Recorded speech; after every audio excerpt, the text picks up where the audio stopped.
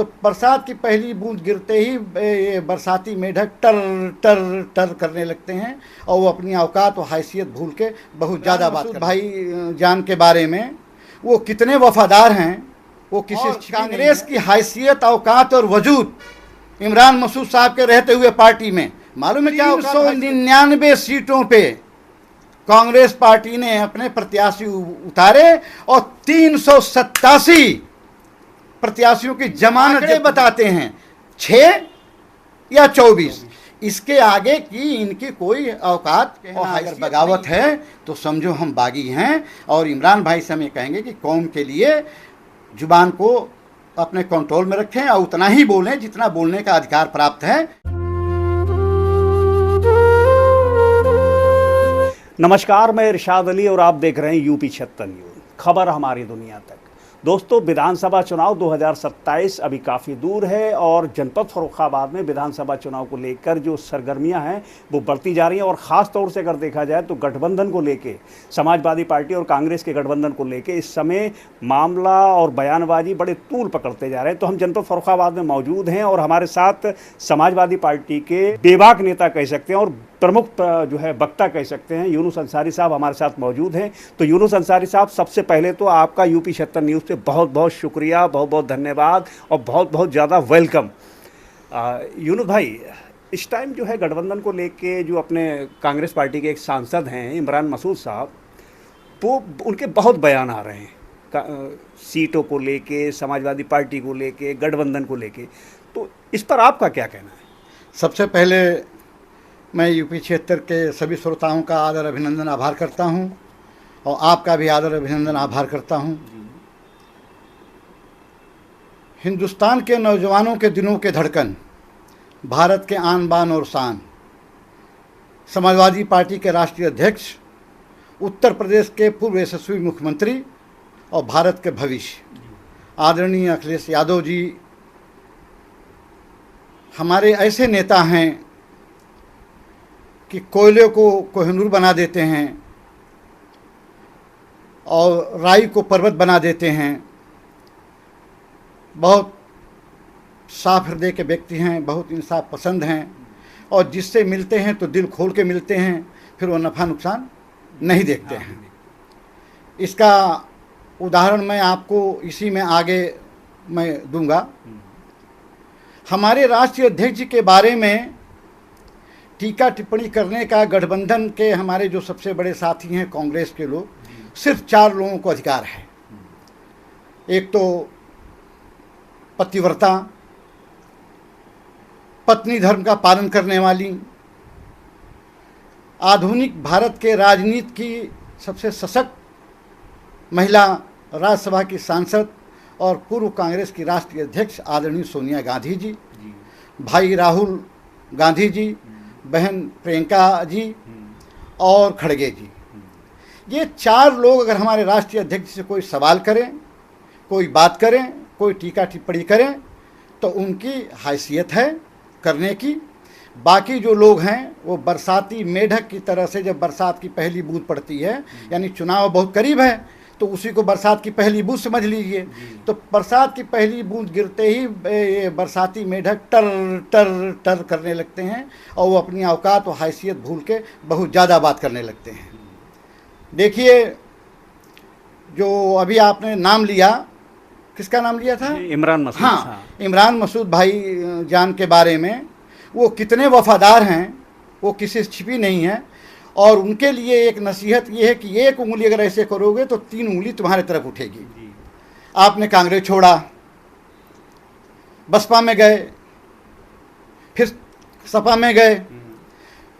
Samajwadi party के राष्ट्रीय अध्यक्ष किसी की जलालत, मलामत और किसी को निकालते नहीं हैं, अपनी मर्जी से आप निकल जाइए। लेकिन समाजवादी बहुजन समाज पार्टी में तो धक्के मार के निकाला जाता है।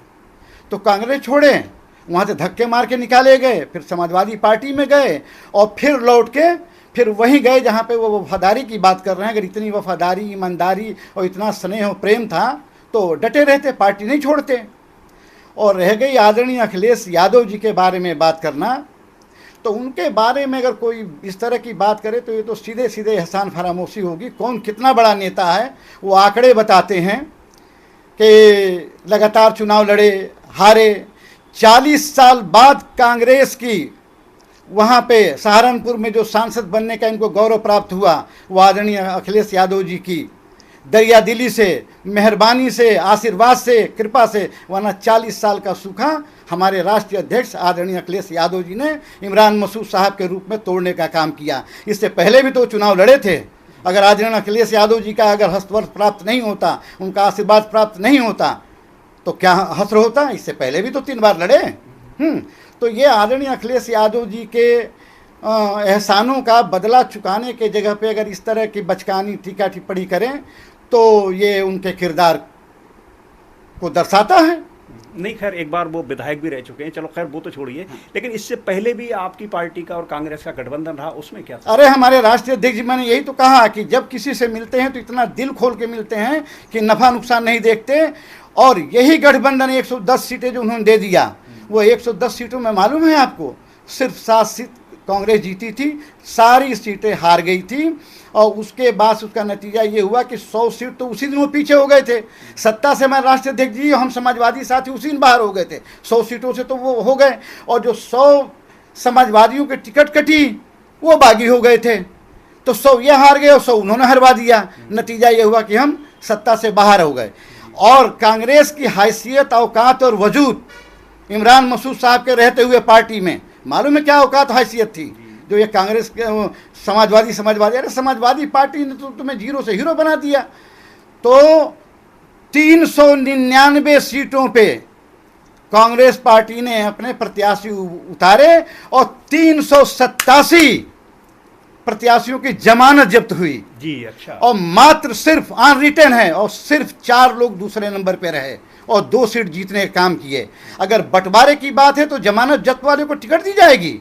इस हिसाब से उनको तो सिर्फ 6 टिकट बनते हैं, 4 जो नंबर 2 पे थे और जो 2 जीते, 6, यानी 6 टिकटों पर उनको संतोष कर लेना चाहिए अगर मान सम्मान की बात है। और अगर वास्तव में ये फिरका परस्त ताकतों का मुकाबला करना है या उनको हटाना है तो ये कुर्बानी उनको देनी चाहिए। दूसरा गणित ये है, 6 सांसद हैं ना कांग्रेस के, तो 6 चौको 24, 24 के 30 ले लो, या तो 30 सीटें ले लीजिए। इससे ज़्यादा कि उनकी औकात हैसियत नहीं है। लेकिन मेरी भी औकात हैसियत नहीं है कि मैं अपने राष्ट्रीय अध्यक्ष जी के फैसले के ऊपर मैं कुछ कह सकूं। ये मेरा अपना विचार है, ये मेरा फैसला नहीं है। ये मेरा जो मेरी हो सकती है मेरी बहुत छोटी मानसिकता हो या मेरी छोटी सोच हो, लेकिन जो आंकड़े बताते हैं 6 या 24, इसके आगे की इनकी कोई औकात और हैसियत नहीं है। और रह गई बात, इमरान मसूद साहब कहते हैं कि वो मुसलमानों के लिए और नहीं बोला। हिमाचल प्रदेश में किसकी सरकार है पत्रकार महोदय, बताइए आप? कांग्रेस की सरकार। कांग्रेस की सरकार। मस्जिद वहां शहीद हुई और एक IPS मुस्लिम लड़की गई, उसको कितना जलालत मलामत करके वहां से हटाया गया। तब ये कहाँ सोए थे? क्यों नहीं पार्लियामेंट में इन्होंने क्वेश्चन उठा दिया? क्यों नहीं पार्लियामेंट के बाहर बैठ गए कि वो मुस्लिम लड़की IPS थी और उसकी इतना जलालत मलामत करके वो हटा दिया गया? क्यों नहीं वहाँ बैठ गए कि मस्जिद शहीद कर दी गई? यानी जिससे फ़ायदा लेना, हमें तो लगता है कि ये लोग दिल से चाहते नहीं कि फिरका परस्त ताकतों का मुकाबला किया जाए, उनको हटाया जाए।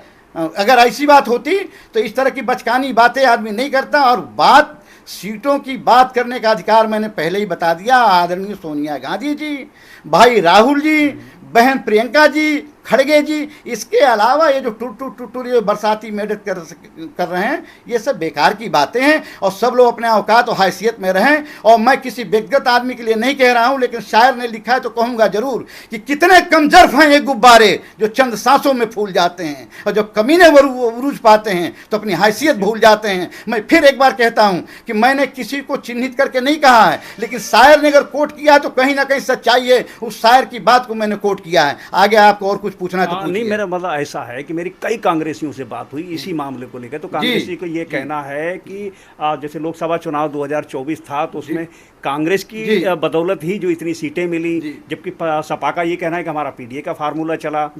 मेरी अभी मेरे को 2-4 दिन पहले ये कांग्रेस के एक बड़े नेता से मेरी बात हुई तो उन्होंने कहा कि 150 प्लस सीटों पे अगर बात होती तो ठीक है, वरना हम तो अकेले चुनाव। देखिए ऐसा है कि हमने पहले ही कहा कि हमारे राष्ट्रीय अध्यक्ष जी कोयले पर उंगली रख देते हैं तो कोहनूर हो जाता है।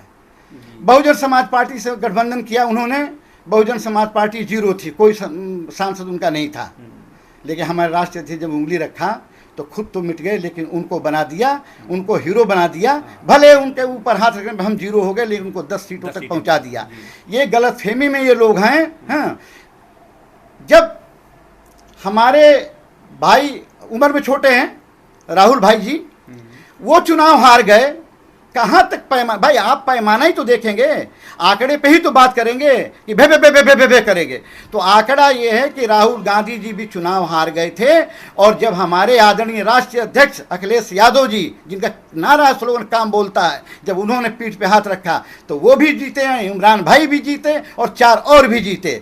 वरना तो आप भाई जो राष्ट्रीय अध्यक्ष थे उस वक्त, और वो खुद अपनी सीट नहीं बचा पाए। तो क्या मैंने कहा कि ये सिर्फ 4 लोगों का अधिकार है ये बोलने का, बाकी किसी को अधिकार नहीं है। बाकी लोग अपने हैसियत में रहें और ऊपर चलने दें। ये फिरकापरस्त ताकतों को हटाने के लिए ऊपर अच्छी कुछ बात चल रही होगी, जहाँ बहन प्रियंका जी बैठेंगी, जहाँ भाई राहुल गांधी बैठेंगे, जहाँ पे मैं तो ये कह देता, यहाँ तक कह दूंगा सोनिया जी को कि वो मेरे माता स्वरूप हैं, और जहाँ माता स्वरूप सोनिया जी बैठेंगी, खड़गे जी बैठेंगे, तो कोई अच्छा नतीजा आएगा। और नतीजा, और उन लोगों को भी ये सोचना चाहिए कि इन लोगों को हटाना है तो कहीं ना कहीं अगर हमारे राष्ट्रीय अध्यक्ष कुर्बानी देते हैं तो इन लोगों को भी देना चाहिए। या तो 6 पे संतोष कर लेना चाहिए, या 24 पे कर लेना चाहिए, या कोई और एक रास्ता निकाल लेना चाहिए। लेकिन ये नहीं कि हमें कम दे दिया तो हम नहीं करेंगे और ये करेंगे वो करेंगे। ना तो मेरी, देखिए बड़ी साफ बात है, ना मेरी औकात है, ना मेरी बिसात है, और ना मेरी हैसियत है कि मैं किसी को सीट घटवा दूं या बढ़वा दूं।